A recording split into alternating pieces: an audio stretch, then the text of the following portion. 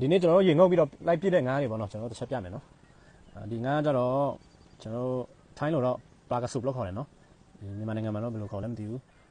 ငကြောင်ဆိုလားပါဆိုလားမသိဘူးကျွန်တော်ဒါကြတော့ကြည့်တယ်နဲ့သိတယ်ပေါ့နော်ဒါတော့ငရက်မှာငရက်တစ်ကောင်ရတယ်ပြီးတော့ငစင်ရိုင်း3ကောင်4ကောင်ရတယ်နော်ငစင်ရိုင်းလေးတွေပြီးတော့ဒီငါးကြတော့ဘယ်လိုခေါ်လဲမသိပါဘူးဒီလိုငါးတော့နည်းနည်းပေါ်တယ်ဗျာဒါပေမဲ့သူ့ရဲ့ size တော့ဒါအကြီးဆုံးပဲနော်အရင်မကြည့်ဘူးအရင်မကြည့်ဘူးနော်ဒီ size ပဲဒီနေ့ကန်ကောင်းတာတစ်ခုကကျတော့ကျွန်တော်ဒီသူများတနက်ပေါ့နော်ကျွန်တော်ထင်တယ်တော့ထိုင်းနေတနက်ထင်တယ်ကျွန်တော်ရေထဲမှာကျွန်တော်ကောက်ရထားတယ်ပေါ့နော်ကျွန်တော်စမ်းပြီးပြစ်ကြည့်တာချယ်ပဲအရင်ကောင်းပါလေဟုတ်လားကျွန်တော်တွေးတဲ့ချိန်ကျတော့ဒီမောင်းကတင်ထားတော့ပေါ့နော်သူတို့အရင်တော့ရေကြီးတဲ့ချိန်မှာသူတို့ဒီလိုလောက်ကြသွားတာထင်တယ်ကျွန်တော်တင်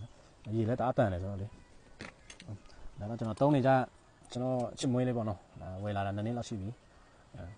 ဒီနေ့ကကျတော့ကျွန်တော်အကောင့်ကြီးတွေတိတ်မရဘူးပေါ့နော်မရသေးဘူးမနေ့တုန်းကကျတော့ကျွန်တော်တို့ဒီချောင်းမှာပဲဒီ9ဟုတ်ချောင်းမှာပဲပေါ့နော်ကျွန်တော်ဒီ9 9ကီလို6ကီလို size ကျွန်တော်ရဘူးတယ်နော်ကဲအလုံးကျေးဇူးတင်ပါတယ်နော်